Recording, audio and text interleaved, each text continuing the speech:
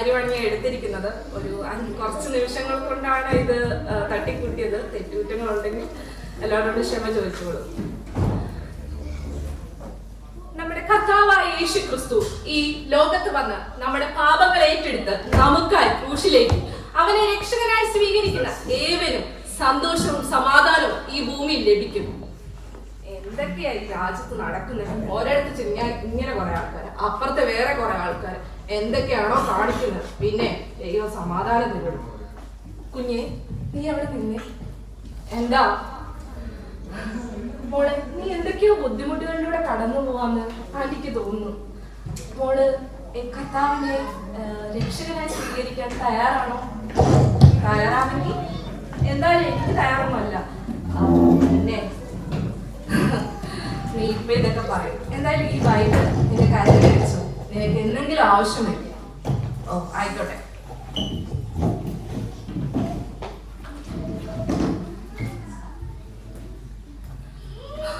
അമ്മ, എനിക്ക് രാജ്യത്ത് നിൽക്കണ്ടാമോ? ഞാൻ ഒറ്റപ്പെട്ടാ നിൽക്കുന്നത്. എനിക്ക് ആരുമില്ല ഇവിടെ. ഞാൻ തിരിച്ചു വരിക. എനിക്കിവിടെ പഠിക്കണ്ട. എനിക്കൊരു സമാധാനമില്ല. എന്നാൽ ആരും എന്താ മനസ്സിലാക്കാത്ത?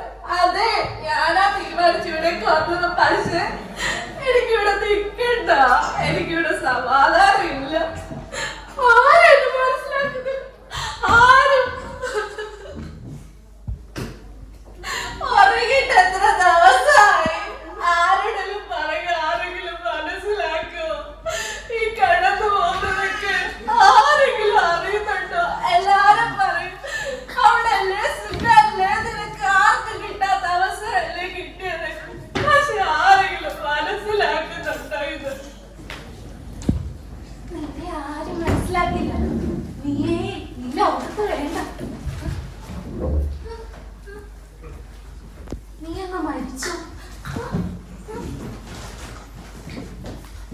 നിന്നെ ആരും സ്നേഹിക്കുന്നില്ല.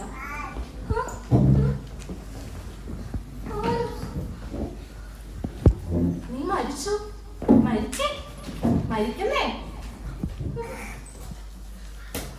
മരിക്കാം. അതാവുമ്പോ ആർക്കും ഒരു ഭാരമാകത്തില്ലല്ലോ. മരിക്കോ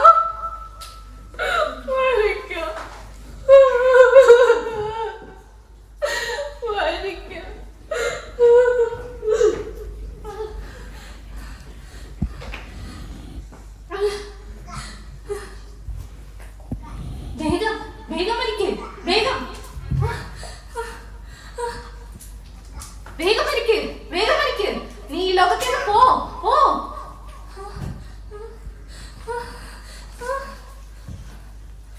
കുഞ്ഞെ, ഞാൻ നിനക്കായല്ലേ എല്ലാ പാപങ്ങളും ഏറ്റെടുത്ത് ക്രൂശിൽ മരണമേറ്റത്. നീ എൻ്റെ അടുത്തേക്ക് വരും. ഞാൻ സമാധാനം സന്തോഷവും നിനക്കായി തരാം.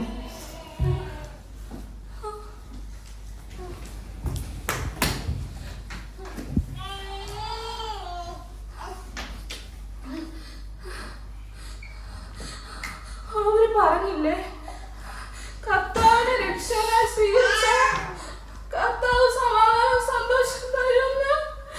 അപ്പോ കർത്താവേ, ഒരു പാവിയാ. പക്ഷേ കർത്താവേ, ഞാൻ നിന്നെ രക്ഷകനായി സ്വീകരിക്കുന്നു. അപ്പാ,